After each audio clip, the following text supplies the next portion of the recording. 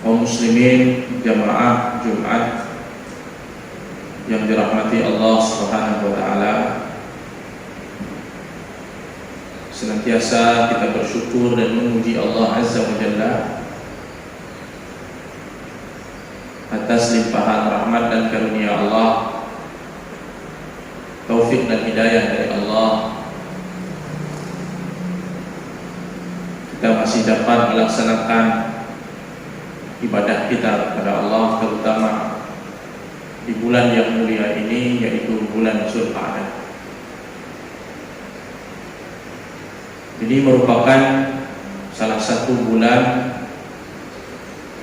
yang disebut oleh Nabi Sallallahu Alaihi Wasallam dalam hadis riwayat Muslim adalah bulan haram.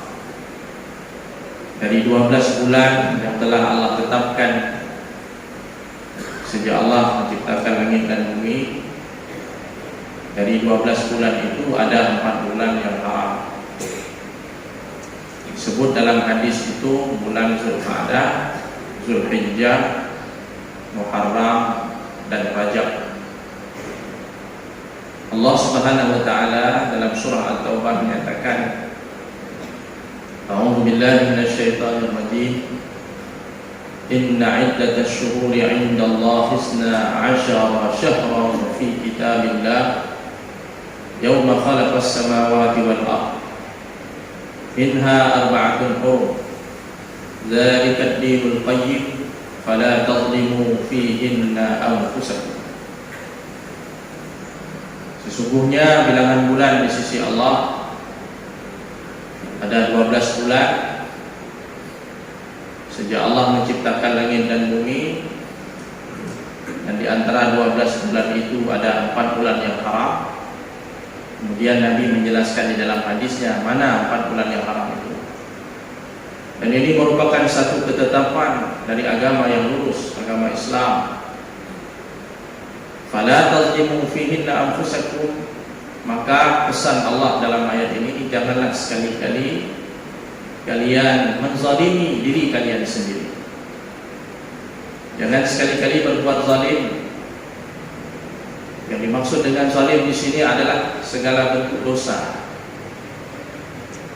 Baik dosa itu berhubungan langsung dengan Allah Ta'ala, ataupun dosa kepada Allah yang berkaitan dengan manusia.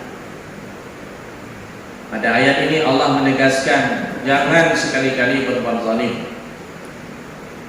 Dan kita tahu bahwa kezaliman, dosa itu dilarang kapanpun dan dimanapun. Tidak mesti di bulan Zulqa'dah, Zulhijjah, Muharram dosa itu dilarang, maksiat itu dilarang. Di bulan yang lain pun demikian. Bulan Safar, Rabiul Awal, Rabiul Tsani, dan seterusnya. Kapanpun dan dimanapun yang namanya maksiat itu dilarang, zalim itu dilarang. Ketika dalam ayat tadi Allah menegaskan jangan berbuat zalim di bulan haram, itu menunjukkan berarti ada penekanan. Kalau di bulan lain kita dilarang berbuat zalim, maka di bulan Zulqa'dah ini, di bulan haram ini lebih dilarang lagi oleh Allah Subhanahu wa taala. Kalau sudah mendapat penekanan begitu, berarti ada konsekuensi yang lebih besar, ada akibat yang lebih fatal, ada ancaman yang lebih keras. Mencuri di bulan Safar haram, mencuri di bulan Zulqa'dah lebih haram lagi, lebih besar lagi dosanya. Oleh karena itu kaum muslimin yang dirahmati Allah Subhanahu wa taala, di antara hal yang patut kita perhatikan di bulan haram ini, Zulqa'dah, selanjutnya nanti Zulhijjah, Muharram, dan nanti Rajab, itu jangan sampai diri kita, keluarga kita terjerumus di dalam perbuatan-perbuatan yang zalim, karena dosanya lebih besar, akibatnya lebih fatal dan lebih berbahaya. Terutama di bulan Zulhijjah, kata para ulama 10 hari pertama bulan Zulhijjah itu dari 4 bulan haram tadi, itu 10 hari pertama bulan Zulhijjah itu lebih mendapatkan penekanan lagi. Karena di 10 hari yang pertama itu amal soleh yang kita lakukan di situ sangat disukai oleh Allah. Sehingga Nabi menyatakan amal soleh yang paling disukai Allah adalah amal soleh yang dilakukan pada 10 hari pertama bulan Zulhijjah. Bahkan ketika itu sahabat bertanya kepada Rasulullah, apakah amal soleh pada 10 hari itu mengalahkan jihad fisabilillah? Nabi mengatakan iya. Sampai-sampai jihad fisabilillah pun kalah keutamaannya oleh ibadah yang kita lakukan di 10 hari pertama bulan Zulhijjah. Kecuali kata Rasulullah, orang yang pergi ke medan perang, medan jihad, membawa harta dan nyawanya, kemudian dia tidak pulang lagi membawa satu pun. Artinya dia syahid di jalan Allah dan hartanya pun telah dia korbankan di jalan Allah. Tentu orang yang seperti ini tidak ada yang mampu mengalahkan fadilah keutamaannya. Dan karenanya marilah kita mempersiapkan diri kaum muslimin sekalian untuk menghadapi momentum 10 hari di bulan Zulhijjah dengan segala macam amal saleh yang disyariatkan, apakah itu berpuasa, bersedekah, membaca Al-Quran, silaturahim dan sebagainya. Kaum muslimin yang dirahmati Allah Subhanahu wa taala, kembali kepada pokok persoalan bahwa di dalam agama kita sebuah kezaliman yang kita lakukan itu akan dicatat sebagai dosa. Namun perlu kita ingat dan kita perhatikan, dalam keadaan-keadaan tertentu atau disebabkan sebab-sebab tertentu, dosa yang kita lakukan itu bisa bertambah besar dan semakin banyak.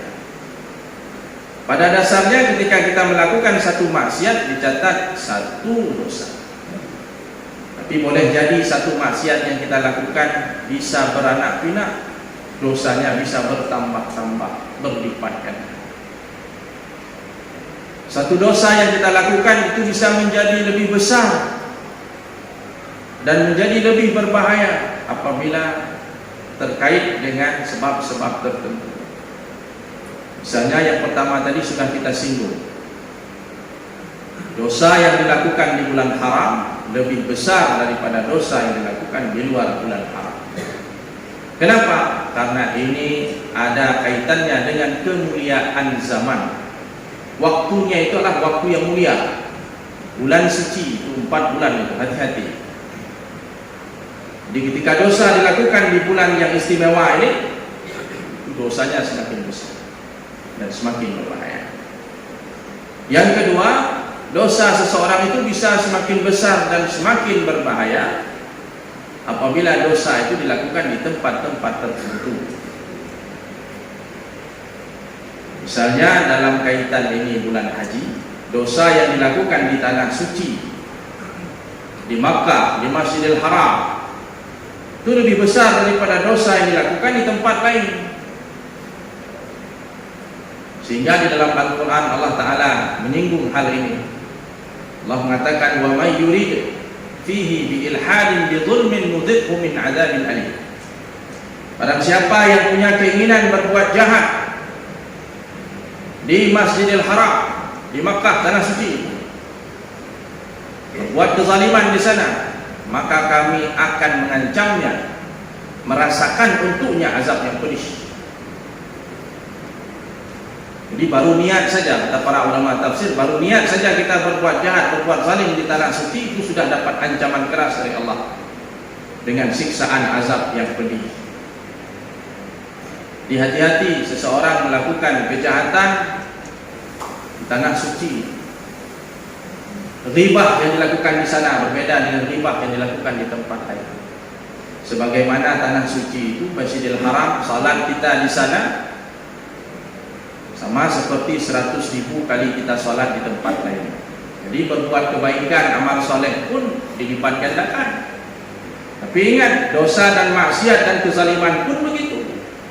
Karena ini adalah tanah haram dijaga oleh Allah Subhanahu wa taala, tidak boleh dikotori, dinodai oleh maksiat-maksiat dan kezaliman yang kita lakukan. Tapi yang sangat kita sayangkan, ada sebahagian kaum muslimin di tanah suci itu dia melakukan maksiat. Di sana dia menipu pejamaah haji, di sana dia mencuri, di sana dia merampok dan sebagainya. Ini adalah perbuatan yang sangat berbahaya dan dosanya itu sangat besar di sisi Allah Subhanahu wa taala, karena yang dia langgar itu adalah kesucian tempat, syaraful makan. Kemudian kaum muslimin yang dirahmati Allah, yang ketiga, sebuah dosa itu bisa menjadi sangat besar apabila dosa itu ditujukan kepada seseorang yang dimuliakan. Si A memaki seseorang, yang dia maki itu adalah temannya. Ini adalah sebuah dosa besar. Pertanyaannya, bagaimana kalau yang dia maki itu adalah ayahnya, ibunya sendiri? Tentu dosanya lebih besar lagi. Yang dia maki itu orang tuanya. Kemudian pertanyaan selanjutnya, bagaimana seandainya yang dia maki, yang dia hujat, yang dia cela itu adalah Rasulullah? Sering itu di media, bahkan viral, kita mendengar orang menghujat Rasulullah, memaki Rasulullah. Itu bukan lagi zalim, bukan lagi fasik, itu sudah kafir, sudah keluar dari agama. Ketika Rasulullah dihujat, itu sudah mengeluarkan, dia sudah murtad, orang itu harus kembali dengan syahadat lagi. Karena yang dia hujat itu sosok yang paling mulia, Rasulullah sallallahu alaihi wasallam. Yang menghujat Rasulullah bisa halal darahnya itu. Berbeda dengan kita menghujat orang lain. Jadi hati-hati. Sebuah dosa itu bisa menjadi besar tergantung siapa yang kita hujat, siapa yang kita maksiati itu. Kaum muslimin yang dirahmati Allah Subhanahu wa taala. Yang keempat, sebuah dosa bisa menjadi lebih besar dan bisa menjadi berlipat ganda apabila dosa yang kita lakukan itu ditiru oleh orang lain. Kita melakukan satu dosa, baik dengan sengaja atau tanpa sengaja, dosa kita itu diikuti orang. Kita berbohong, ternyata anak kita belajar bohong dari kita. Ada orang terlibat dalam narkoba, selain dia sebagai orang yang mengkonsumsi narkoba, tapi dia juga menyebarkan itu kepada orang lain, merusak generasi. Ingat, dosa dia bukan hanya dosa mengkonsumsi narkoba, tapi dia juga menanggung dosa orang-orang yang menjadi korban dari itu. Kaum muslimin yang dirahmati Allah Subhanahu wa taala, dalam Quran surah An-Nahl Allah menyinggung hal tersebut. Bagaimana nanti ada sekelompok orang di akhirat, Allah mengatakan liyahmilu auzarahum kamilatan yaumal qiyamah wa min auzaril ladzina yudillunahum bighairi ilm ala sa'a ma yazirun. Nanti di hari kiamat itu ada orang-orang, di antaranya orang musyrikin dan yang lainnya, mereka menanggung beban dosa mereka sepenuhnya di hari kiamat. Banyak dosa mereka yang mereka tanggung, mereka pikul di hari kiamat. Dan dosa itu, zaliman itu adalah satu beban yang berat. Mereka akan pikul beban itu, akan tanggung beban dosa itu. Apakah cukup dosa mereka? Tidak. Wa min auzaril ladzina yudillunahum bighairi. Yang mereka tanggung adalah selain dosa mereka sendiri, termasuk dosa orang yang selama ini mereka sesatkan. Gara-gara mereka orang lain menjadi sesat, dia yang menanggung dosanya. Jadi kalau ada orang yang menebarkan aliran sesat, dia tanggung dosa kesesatan dirinya dan dia tanggung dosa orang lain yang sesat gara-gara dia. Kata Nabi, man da'a ila dhalalatin falahu minal asami falahu minal ismi mislu asami man tabi'ah. Barang siapa yang mengajarkan kesesatan, keburukan, kejahatan kepada seseorang, maka dia akan menanggung dosa dari kejahatan itu dan dosa orang yang mengikutinya, tanpa dikurangi sedikit pun dosa-dosanya itu oleh Allah Subhanahu wa taala. Ini hati-hati sekali. Jangan sampai gara-gara fatwa kita, ada fatwa tidak wajib jilbab, gara-gara fatwa kita kaum muslimat yang selama ini rajin berjilbab akhirnya buka jilbab. Kenapa? Gara-gara fatwa tadi, fatwa ceroboh gitu. Diikuti oleh orang. Ada video viral, dia bilang babi itu tidak haram, yang haram itu babi hutan. Kalau babi ternak boleh makan. Kalau seandainya gara-gara video itu banyak orang yang tersesat akhirnya makan babi, nah, itu tanggung dia dosa orang makan babi itu tanggung. Ucapan dia membuat orang lain sesat. Beberapa tahun yang lalu ada seorang menyelesaikan program S3-nya, doktoralnya itu menulis disertasi yang dalam disertasi itu menekankan bahwasanya hubungan laki-laki perempuan meskipun tidak menikah itu boleh asalkan suka sama suka. Jadi dibuatlah di situ berbagai macam dalil argumen untuk membenarkan pendapat beliau itu dalam disertasi itu. Kalau gara-gara tulisan dia itu orang menjadi sesat, akhirnya orang melegalkan perzinahan, itu dia tanggung semua dosa orang yang melakukan. Hati-hati berucap, hati-hati berfatwa, hati-hati melontarkan pikiran, gagasan, ide. Ketika ide itu bisa menyesatkan orang lain, kita yang akan menanggung akibatnya di hari kiamat. Nauzubillah, subhanallah. Tapi alhamdulillah kaum muslimin di Indonesia ini masih peka, masih sangat bagus responnya, sehingga fatwa-fatwa nyeleneh seperti itu, pemikiran-pemikiran yang menyimpang seperti itu sudah di counter, sudah ada yang membantah, bahkan mendapat ancaman yang luar biasa. Alhamdulillah, sehingga itu tidak menyebar.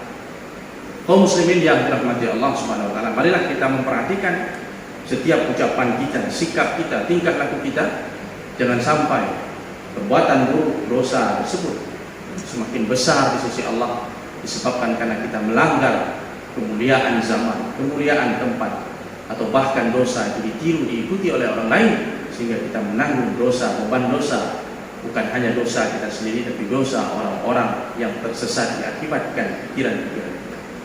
Demikian kaum muslimin yang dirahmati Allah, mudah-mudahan nasihat ini bermanfaat bagi kita.